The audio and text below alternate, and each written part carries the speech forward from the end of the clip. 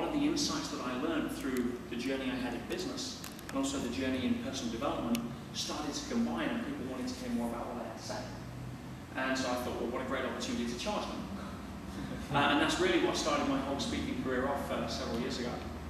And I'm very fortunate and blessed over that time to have learned a lot of things, usually the hard way, that you guys have been able to shortcut right now through, again, having this kind of interaction. So I want to just share with you some of the insights I've had and share with you some of the lessons. And again, I want to remind you, this isn't the way to do it. This isn't, the secret to being a great speaker. This is me. And this is just, take whatever works, try it, play with it. If it doesn't work, don't worry about it. I'm not a holy grail of speaking here. But I have had some lessons and some experience that maybe some of you haven't yet had the experience to have. And if I can share with you something that adds value at that level, then please feel free to take it, and I've served that purpose here tonight. So after that, we'll do some questions and answers, and feel free to ask me anything. I do have the answers, the little secrets to life, and I'm just kidding. Right? But one of the things I've noticed, especially in the public speaking domain, is that so many people focus on structure. And a lot of what I heard tonight was feedback on structure. And not many people actually come over to the other side of the fence, which is talking about presence, talking about the style of delivery, talking about being able to personalize it so you can move somebody in a way that creates a difference. And so what I've learned is over the last few years, there's two types of speakers. And you talked about Toastmasters earlier. I've never been to Toastmasters. I've never had a lesson in public speaking in my life.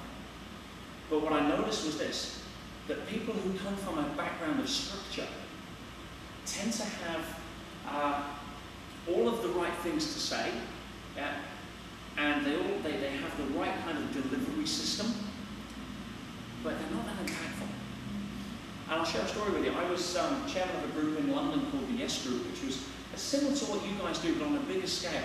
But it wasn't about us speaking, it was about calling in speakers on personal development, whether it was Bob Proctor's of the world, or whether it was some of the Richard Branson type of people in business. And we were just all about learning, which is, again, the intention to learn, to start with where you guys are coming from, is where everything begins. And I read an email one time about the speaker that we're bringing in. And he was the world's silver medal winner of Toastmasters, the world public speaking champion for that year, and he had a resume that was like, wow. And of course I'm thinking, I want to learn, I've got to see this guy. So I booked my ticket, I got there, I was 1,000 people in the audience, I was third row back, I've got my notepad, I need to learn. And this guy, he got up and he delivered a speech for 45 minutes that was technically impeccable. I mean, if this guy had to write a thesis on how to give a public speech, he would have had A+, 101%. His use of the pause, his tonality, his stage presence, his spatial anchoring, everything about that was 1,000% bang on. Interjection of humor, certain structure that followed and flowed, 100% couldn't follow going. 2 days later, could I remember a damn thing he said? Not at all. How many people know exactly what I'm talking about? You could have all of the structure in the world, you could get all the feedback from each other here for the next 6 months.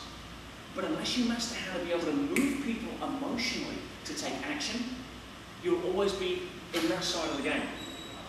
And that's really what public speaking, in my opinion, is about. You have these two types of speakers. And how do you distinguish between the two? Hey guys, coming in, you just missed a free beer. How do you distinguish between the two? Well, I want to talk to you tonight not about structure. You guys can talk structure all you like. You can go to Toastmasters and learn structure. What I want to talk to you about is psychology. Because if you master the psychology of being a phenomenal speaker, you will get up in front of anybody at any time without any preparation, talk about any subject that you're passionate about, and I guarantee you will move them emotionally. Does that make sense? So forget structure. I don't use structure, I couldn't spell structure. But what I do know how to do is, what I've learned to do, is look at the difference between what stops people from being able to create that level of connection versus what gets people caught up into the, oh my God, am I doing it right? Because the two are completely different worlds apart.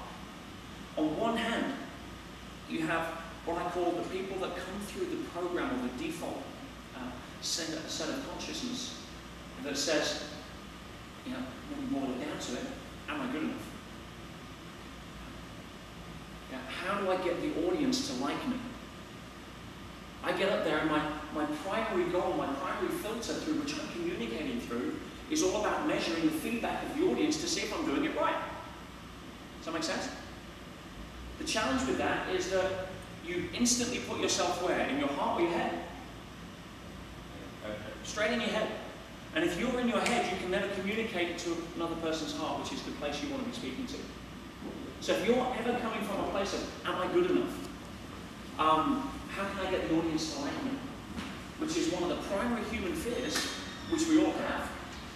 I guarantee you, you'll be working out your structure thinking that, hopefully I'll get high feedback scores, or hopefully, they won't be too harsh on me, or hopefully I'll do it right, or be better than last time. Yeah? Guys, screw it!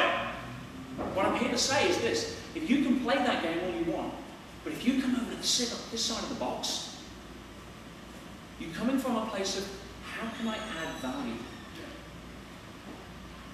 And you come from that side. Let me ask you a question. Do you really care about what they think, yes or no? At a level that you're trying to be good enough, yes or no? No, not at all. If you come from a place of, how can I add value?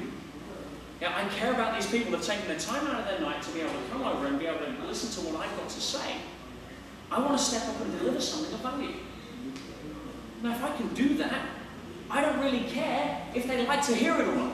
If I believe in this strong enough, that what I've got to tell them is a bit of a wet fish around the face, but it's coming from the heart because I want to serve, I guarantee you'll reach more people in terms of communication than if you come over here coming through the filter. Even if it's the same words, am I making sense here?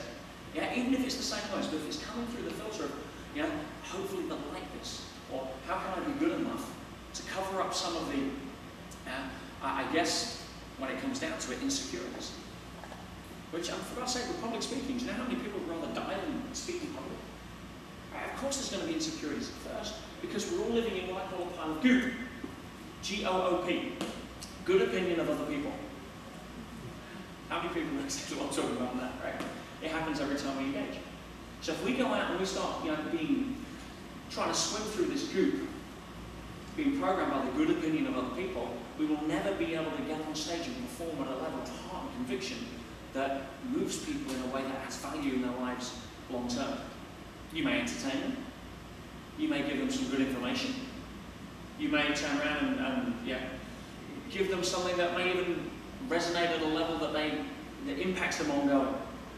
And I guarantee you want to move somebody emotionally here, you have to let go of this. You have to let go of this good opinion of other people. You have to let go of this, am I good enough? Will they like what I'm going to say? Hopefully if I do it this way, I'll get higher scores on my feedback form. And all that bullshit.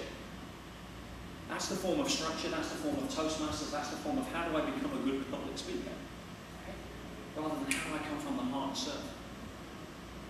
Now you do that, again, the defining principle, the defining characteristic of somebody that can actually take you to that level.